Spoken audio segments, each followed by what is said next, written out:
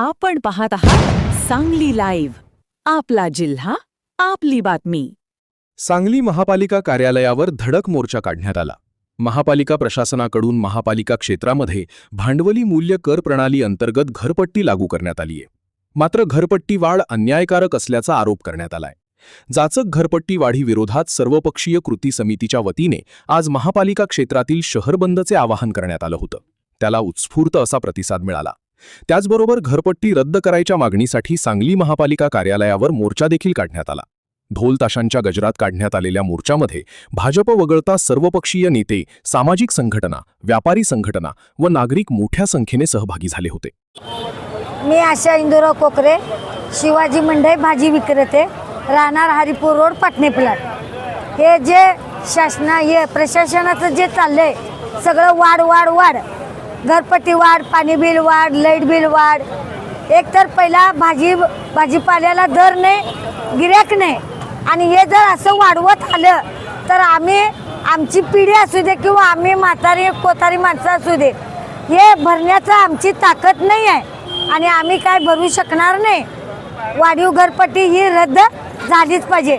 आणि हे जे काय आता सगळी सांगलीकर व्यापारी एकजुटीने सगळे आलेले आहेत, रस्त्यावर उतरलेले आहेत, ती कडक बंद करून ते घरपट्टी रद्द होण्यासाठीच उतरलेले आहेत.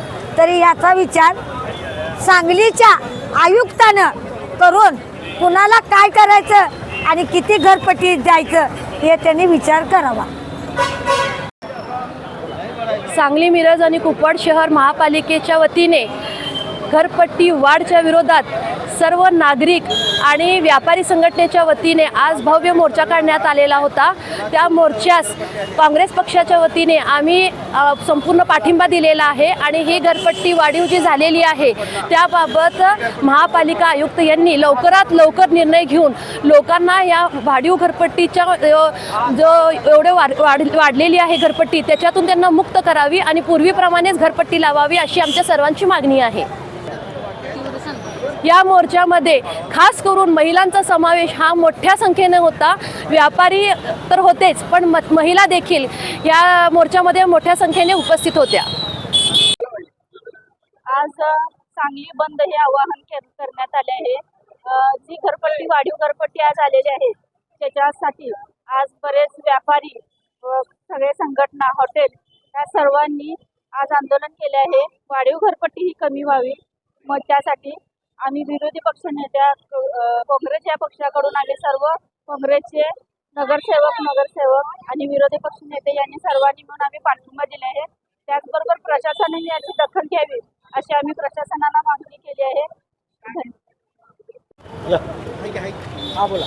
महापालिका प्रशासनाच्या अन्यायी घरपट्टी दरवाढी विरोधात महाकृती समितीच्या वतीने आज महापालिकेवर मोर्चा काढण्यात आला होता. या मोर्चाचं निवेदन आयुक्तांना सादर केलं.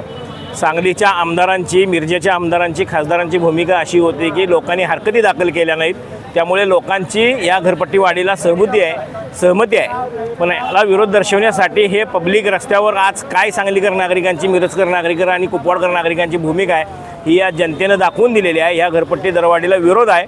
मूल्यांकनावर आधारित जी घरपट्टी दरवाढ लागू केलेली आहे, प्रशासनाला आम्ही सदसद विवेकबुद्धी जागृत ठेवून कलम कायदा अन्वये निवेदन दिलेलं आहे. प्रशासनाची तरीसुद्धा मानसिकता दिसत नाही. त्यांनी विचार करायला वेळ मागितला आहे, त्यांनी बैठका घेण्यासाठी वेळ मागितला आहे. जर यातून या नागरिकांच्या मालमत्तेवर लादलेला कर, जिजिया कर हा कमी झाला नाही तर आमचं असहकार आंदोलन असेल. प्रसंगी आम्ही नागरिकांना घरपट्टी भरायची का नाही या मुद्द्यावर आता येऊन हा मुद्दा थांबलेला आहे.